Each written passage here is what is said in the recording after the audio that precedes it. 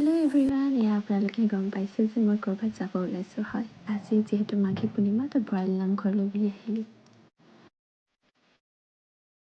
আৰু আমি আহি পালোঁ আৰু পাই দেখিছোঁ যে ইমানেই ভক্তৰ ভিৰ। চাকি ধূপখিনি জ্বলাবলৈ আহিলোঁ আৰু দেখিছেনে, সৰুৰে পৰাই দেখি আহিছোঁ মাঘী পূৰ্ণিমা বুলি ক'লে বৰালি নামঘৰত যিহেতু দুদিনীয়া কাৰ্যসূচীৰে পতা হয় আৰু সেই বহুত বেছি মানুহ আহে। আৰু দেখিছেনে, খোজকাঢ়িবলৈ জেগা নাই। যিহেতু মোৰ মামা ঘৰ বৰালি নামঘৰৰ ওচৰতে হয়, তো নহাকৈনো কেনেকৈ থাকোঁ, নহয়নে বাৰু? আপোনালোকে কোন কোন আহিছিলে মোক কমেণ্ট কৰি জনাব দেই। আৰু প্ৰসাদ বিলোৱা জেগা দেখিছেনে, কিমানেই ভক্তৰ ভিৰ হৈছে, লাইন পাতিব লগা হৈছে। চাৰিওফালে কেৱল মানুহেই মানুহ। দেখিছেনে, তেওঁলোকে ৰাতিপুৱাৰ পৰা কিমান কষ্ট কৰি বনাই আছে। 4-5টা কেৰাহীত ভোগ বনাই আছে আৰু ইফালে কাটি আছে।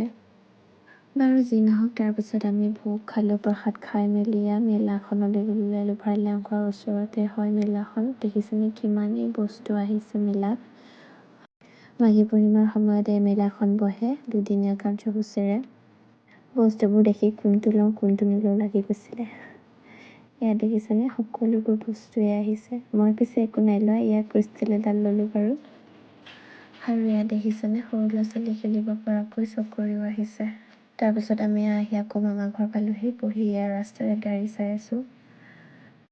আৰু অলপ সময় থাকি মই ঘৰলৈ বুলি উভতিলোঁ। আজিৰ ভিডিঅ'টো ইমানেই। আকৌ নেক্সট এটা ভিডিঅ'ত লগ পাম, তেতিয়ালৈ বাই বাই।